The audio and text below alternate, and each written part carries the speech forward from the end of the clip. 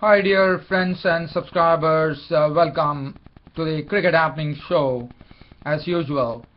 Well, in this particular Cricket Happening Show, we are going to look at the second day's play in the first test match between India and New Zealand, where Brendan McCullum went on to score a double century to take his team to a total of 508.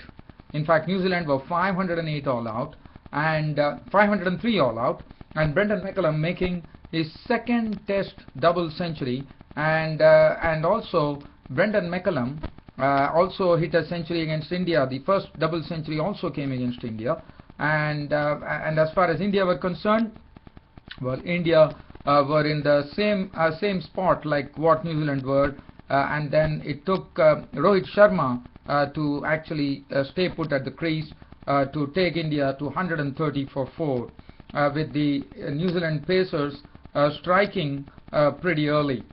And then we will look at a very interesting match which is coming up now. That is the interesting final day coming up tomorrow, with Bangladesh having been given a target of 467 to win on the final day of this particular test match. On the second test match, as you know, Sri Lanka are already 2 up. So, and in fact Bangladesh made 12 for no loss. So they require 455 runs on the morrow to actually defeat Sri Lanka. But what is pretty interesting as far as this particular second test on Chittagong on the final day is concerned, that we are seeing the ball is really started misbehaving. There's a lot of turn available, and over and above that, the pitch is really cracking. The ball, so I'm sure Ajanta Mendes, the Sri Lankan spinner who actually took 6 wickets in the first innings, would be the real key here. Well, I'll come back to that. And and also today, this was the third edition of the Big Bash League in Australia coming to an end today, when Perth Scorchers, they have come into the finals 3 times, and this time they were definitely winners, as they beat Hobart Hurricanes by a margin of 39 runs. So Perth Scorchers are the champions of the third edition of the Big Bash League in Australia, and congratulations to them. It was led by the skipper Simon Katich, who is the skipper of Perth Scorchers. Well, so let's start off with the match between India and New Zealand. So yesterday, New Zealand resuming on their overnight score of I think it was 300 odd runs. They were for 4 wickets. They resumed at that overnight score, and Brendan McCullum and James Anderson, so not James Anderson, it was Corey Anderson, started playing the Indian bowlers. And Corey Anderson, who was pretty quiet the earlier day, we saw that Corey Anderson, he showed why he was why he holds the record for the fastest century in one-day internationals, by really playing some very good strokes. Also some bad length bowling, especially from Ishant Sharma, who dropped it wide and short, and Corey Anderson took full toll of Ishant Sharma's loose deliveries, and he cracked 77 runs of just 77 runs with 13 boundaries hit. So all the majority of the boundaries were hit on the second day, and he really went off the bowling. And the ball was also fairly new, so the ball was really traveling to the fence pretty quickly. And Corey Anderson, 77 of 13 balls with 1 4. He was the first to go when Corey Anderson was LBW by Ishant Sharma. Now, Ishant Sharma was the person who was the best bowler of the day, returning figures of 33.4 overs, 4 maidens, 134 runs on 6 wickets.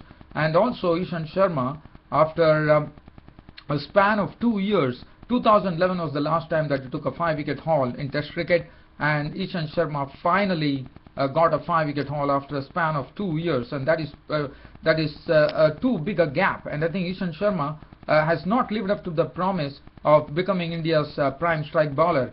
At least he could give good support to Zahir Khan, but well, nevertheless he took the wickets.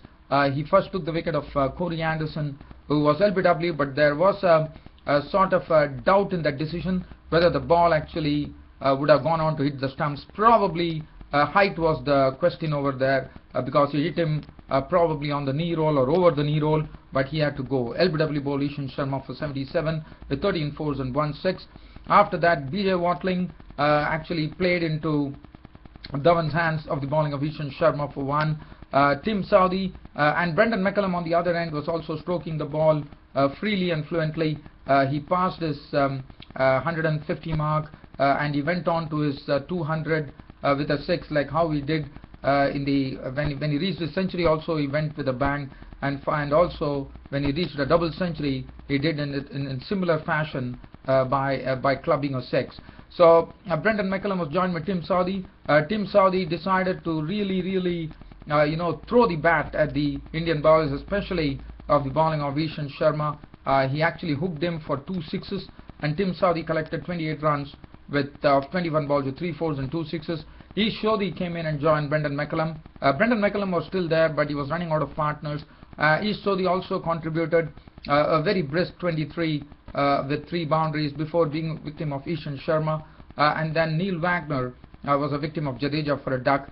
Trent Bolt remained not out on 1, and Brendan McCullum finally succumbed to give Ishan Sharma his 6 wickets in this particular test match, as Brendan McCullum was caught Jadeja brilliantly at the fence, very nicely taken. It was a wonderful catch, and he took it to the bowling of Ishan Sharma after Brendan McCullum made his second test double century of 224 runs with 29 fours and 5 sixes. What a hand he played in that New Zealand score of 508, coming in at 30 for 3, counter-attacking the Indian bowling. It took them to this particular total.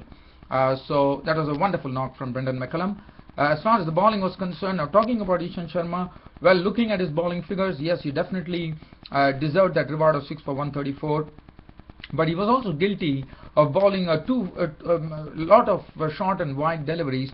And Ishan Sharma, well, he has to live up to his reputation. I mean, getting 5-wicket bag after a span of 2 years is not something that India wants. What one wants from Ishan Sharma is consistency in taking wickets, which he has not been successful thus far. So 33.4 overs, 4 maidens, 134 runs and 6 wickets for Ishan Sharma. Mohammad Shami, 28 overs, 6 maidens, 95 runs and 1 wicket. Zahir Khan, 30 overs, 2 maidens, 132 runs and 2 wickets for him. Ravindra Jadeja bowled 26 overs, 1 maiden, 120 runs and 1 wicket. Virat Kohli bowled 1 over for 4 runs and Rohit Sharma 3 overs for 12 runs. So New Zealand all out for 503. As far as India were concerned, for India, well, they didn't have a good start at all. In fact, Shikhar Dhawan has been searching for form for quite a long time, and Trent Bolt was the one who really struck a huge blow in the very first over for India, chasing. After New Zealand made 503, Indians had to really show a lot of application and dedication. But Trent Bolt actually had Shikhar Dhawan's first wicket, as Shikhar Dhawan was caught by Williamson of the bowling of Trent Bolt for a duck. In fact, Shikhar Dhawan was actually trying to flick a ball through the mid-wicket area, and he was caught by Williamson for a duck. In fact, that was a ball which actually squared. That was a wonderful delivery from Trent Bolt, actually squaring up Shikhar Dhawan, and Shikhar Dhawan was caught by Williamson in the slips. He actually wanted to flick, but he was squared up beautifully by Trent Bolt. And Bolt, not only after taking Shikhar Dhawan's wicket, also dismissed a very prolific scorer in test matches in a very short span of time, and that was Cheteshwar Pujara, who has impeccable technique. But Cheteshwar Pujara was gone, as he played a drive which was a very loose shot from Pujara. He was not fully into the drive, and he was caught behind by Watling of the Bolt, and Bolt was the one who gave them a very quick breakthrough by nipping up the wickets of Dhawan and Pujara in the very first over of the Indian innings, and India were in real trouble at the time at 3 for 2. After that, it was Virat Kohli and Murali Vijay at the other end. But Virat Kohli, when the score reached 10 and Virat Kohli was on 4, he had hit 1 boundary, and after that Tim Southee produced what a wonderful delivery. I mean, Tim Southee, which sometimes can really surprise you with the pace, and with the pace that he generated, what he did is he actually bowled a bouncer to Virat Kohli. which actually took the thumb. It hit the thumb of Virat Kohli, ricocheted into the helmet of Virat Kohli, and Fulton took the catch. So Virat Kohli was walking, and India were in grave trouble at that time at 10 for 3, with Virat Kohli gone for 4, and that was a big blow for India. So 10 for 3, Murli Vijay was joined by Rohit Sharma, and Murli Vijay, well, he decided to play some strokes, and in fact he started stroking the ball pretty fluently of the bowling of Trent Boult and Tim Southee, but then when the score from 10 for 3, it was a sort of a real survival for India, and Murli Vijay along with Rohit Sharma, with Murli Vijay playing some very good strokes, took the score. With Rohit Sharma was the person who was really trying to gauge the pitch and trying to stay at the wicket, but Murli Vijay was gone. Now that was another good delivery from Neil Wagner. The ball was actually a ball which actually was angled into Murli Vijay, but after pitching, the ball straightened, and Murli Vijay was absolutely surprised because it had actually taken the outside edge of the bat, and it has gone on to actually hit the top of the off stump, and Vijay was a goner, and India were really slipping into deeper trouble at 51 for 4 at that stage when Murli Vijay departed. After that, it was Rohit Sharma at one end and Ajinkya Rahane joining him, and Rohit Sharma, well, he took his time at the crease and then slowly started playing some very good effortless strokes and also Ajinkya Rahane joined him, and Ajinkya Rahane decided to really build a partnership with Rahane. It was very important for India, and finally I would say it was a partnership which is an unbeaten partnership, and that took the Indian score to 130 for 4 at close of play on the second day of the first test match against New Zealand at Eden Park in Auckland, with Rohit Sharma holding the fort for India, not out on 67 with 8 fours and 1 6, and Ajinkya Rahane not out on 23 with 2 fours, but India still has a big role to play, and in fact both Rohit Sharma and Ajinkya Rahane have to really stay there, probably play out the first session on the third day to really see to it that India don't follow on, because there's another 174 runs still left for India to actually not follow on. So if you look at it, they have to score 308 runs to actually avoid the follow on. Let's have a look at the bowling figures. Trent Boult 10 overs 120 runs and 2 wickets, took the 2 wickets in the very first over itself. Tim Southee producing a brute of a delivery, 12 overs 3 maidens 27 runs, and picking up the most important wicket of Virat Kohli. Corey Anderson bowled 2 overs for 9 runs. Neil Wagner was also impressive, 7 overs 1 for 46. He produced a wonderful delivery to get rid of Murli Vijay. And East Sodhi, one saw the glimpse of East Sodhi's leg spin here, and he bowled 6 overs for 13 runs. And Kane Williamson bowling 2 overs for 9 runs. So as I said, for India, it is very important looking at the New Zealand total of 508. Their first goal would be to score 308 runs to avoid the follow-on, and the Indian batsmen, especially Rohit Sharma and Ajinkya Rahane, has to do what Brendan McCullum and Kane Williamson did for New Zealand to absolutely take India out of this particular hole that they are in at 130 for 4 at close of play on the second day. Well, let's turn the attention now to Bangladesh, where it was the 4th day's play, and as you know, Bangladesh had replied firmly on the third day with a score of 409 with maiden centuries to Imrul Kais and Shamsur Rahman. Today it was pretty quick work by Ajantha Mendes, who wrapped up the Bangladeshi innings pretty quickly. He didn't allow the Bangladeshi innings to really build a lead, and Mahmudullah was the first to go, caught by Silva of the bowling of Mendes on his overnight score of 30 with 3 boundaries. So, and Al-Amin Hussain was bowled by Mendes for 9, which gave Mendes a 6-wicket haul in this particular match. He bowled 29.5 overs 3 maidens, 99 runs on 6 wickets, and Bangladesh were all out pretty quickly on the 4th day at 426, thus conceding a lead of 161 runs to Sri Lanka in the first innings. Bowling, as I said, it's only Mendes is the only one that we have to look at, because he was the one who actually took up those 2 wickets on the fourth day. Early in the morning, 29.5 overs, 3 minutes, 99 runs and 6 wickets are very good returns for him for his wonderful bowling. And then after with Sri Lanka 161 runs ahead, they started their innings and the start was not good. Now Karunaratne, who has been playing, but what one has been saying is that Karunaratne has not been able to actually stay there for a long time and put up a big knock on the board like what Kaushal Silva has done.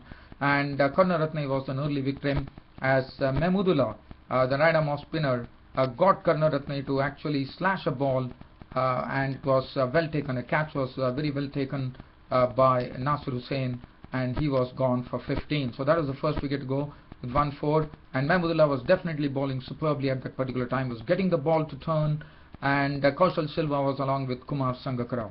Now Kaushal Silva played some very good strokes in his knock of 29, but then he was not fully forward to a delivery from Mcullum. In fact, he was caught at the crease when Mcullum got the ball to go on and hit the ball. He was playing half cock to Mcullum, and Mcullum actually had his wicket, as he was adjudged LBW of the bowling of Mcullum for 29 with 4 boundaries. And Mcullum, as I said, was bowling pretty well at that stage, and Sri Lanka's score read 49 for 2 at that stage. So 49 for 2, Kaushal Silva was walking back to the pavilion, and then it was Kumar Sangkarra and Jayawardene at the crease. But Bangladesh continued to take wickets, and what they did is Shakib Al Hasan, who was also bowling in tandem with Mcullum and was really turning the ball. In fact, I thought Shakib Al Hasan was bowling superbly. He was getting the ball to turn. He also beat Kumar Sangkarra a couple of times, and here he was trapping Jayawardene LBW for 11 with 1 boundary, and that made Sri Lanka's task a bit tougher with the score reading 78 for 3, but they definitely had the luxury of that 161 run lead. But after that, Kumar Sangkarra was joined in by Dinesh Chandimal. Now Kumar Sangkarra, he was absolutely playing in a very confident manner, because he has already hit a triple century in the first innings, his maiden triple century, and Kumar Sangkarra carried on from that, and he started playing some beautiful drives with lots of confidence. His driving was absolutely a pleasure to watch. Dinesh Chandimal joined him, and Dinesh Chandimal, normally Dinesh Chandimal likes to play aggressively, but what one saw from Dinesh Chandimal was that he decided to bide his time at the crease, probably advised by Kumar Sangkarra. But what Dinesh Chandimal was doing best, even though Dinesh Chandimal was trying to actually nurdle the runs. In fact, he was not trying to hit boundaries, but on the other hand, he was rotating the strike very well and was keeping the scoreboard moving. And in doing so, this partnership really rose to great proportions for Sri Lanka, the 4th wicket, because it added a very valuable 145 runs for the 4th wicket, with Sangkarra becoming the 2nd person in the annals of Test history to actually, after Graham Gooch. Graham Gooch is the one who has the maximum number of runs in a Test match by scoring a triple century and a century, and Kumar Sangkarra now becomes the 2nd person after Graham Gooch to actually make a triple century and a century in the same Test match. And Kumar Sangkarra, after making his 35th century, that is, he made 105 runs of 144 balls with 11 fours and 2 sixes. He was pretty aggressive in that partnership with Dinesh Chandimal, and he was the one who took them to a very good score. As far as Dinesh Chandimal was concerned, Dinesh Chandimal going on to make, he made exactly 100, and Angelo Matthews chipped in with 43, in fact, Sri Lanka gave a target of 467 runs to win for Bangladesh on the with 8 overs to go, but the Bangladeshi openers survived that, and they were 12 for no loss. But as I said, the ball has started really misbehaving. The pitch is turning a lot. There is a lot of cracks available, and I think we are in for a great finish here at Chittagong, with Bangladesh requiring another 455 runs to actually win the match, which is a real impossibility according to me. and as far as Sri Lanka are concerned, well, they would like to really put that stranglehold on Bangladesh by winning the series 2-0. As I said, it's not going to be easy for Bangladesh to survive, especially considering the fact that Ajanta Mendes took 6 wickets in the first innings, and I'm sure he's going to be the key, and he's the bowler who's going to be really being watched out as far as the 5th day's play is concerned, with Bangladesh requiring 455 runs to actually win the match, and Sri Lanka has to bowl out Bangladesh tomorrow to take the series 2-0. Well, so that is as far as that particular match is concerned. Now, just having a just a brief peek at the Big Bash League final, which happened in Australia at the Western Australian Cricket Association ground in Perth, where Perth Scorchers won the match by 39 runs against Puerto Ricans in the final. And as I said, Perth Scorchers have come after the Big Bash League has started, they have always come into the finals, but this time they finally managed to make it. They won the match by 39 runs against Puerto Ricans. It was Perth Scorchers who batted first and ran up a score of 191 for 4 of 20 overs, with Craig Simmons. As you know, he scored the fastest century ever in the Big Bash League history, as you know, in this particular tournament. And Craig Simmons contributed 45 of 36 balls with 5 fours and 2 sixes. It was Sean Marsh who contributed the highest score of an unbeaten 63 of 43 balls with 2 fours and 3 sixes, and Mitchell Marsh really slamming the ball aplenty towards the end by making an unbeaten 37 of just 12 deliveries with 2 fours and 4 sixes, and Perth Scorchers finishing with 191 for 4 of their 20 overs. And as far as Hobart Hurricanes were concerned, they were restricted to 152 for 7 by some fine bowling, especially from Brad Hogg, who actually had figures of 4 overs no more than 2 for 17, 4 overs no more than 2 for 23 for Alfonso Thomas, burned up 4 overs no more than 2 for 24, Nathan Coulter 9 none for 35, and Cummins bowled 4 overs no more than 1 for 47, and Perth Scorchers winning the match and winning the 2013-14 Big Bash League here by a margin of 39 runs that they won it. So congratulations to Perth Scorchers for winning the 3rd edition of the Big Bash League. And the man of the match, and as far as Hobart Hurricanes were concerned, the highest scorer was by the captain George Bailey, who contributed 58 of 32 balls with 6 fours and 2 sixes. The player of the match went to Brad Hogg for his splendid bowling for Perth Scorchers, and the player of the series went to Hobart Hurricanes player Ben Dunk, who contributed in a very consistent manner and in a very hard-hitting manner in this particular Big Bash League. Well, dear fans and subscribers, that brings an end to my cricket show for today. Thanks for your company as always, and thanks for your tremendous contribution to this cricket show. Your host Ram will be seeing you all tomorrow, but as you know, it's on a Saturday, so it would be a late night cricket show, as you all know, dear friends and subscribers. Until then, it's goodbye from your host Ram. Thank you.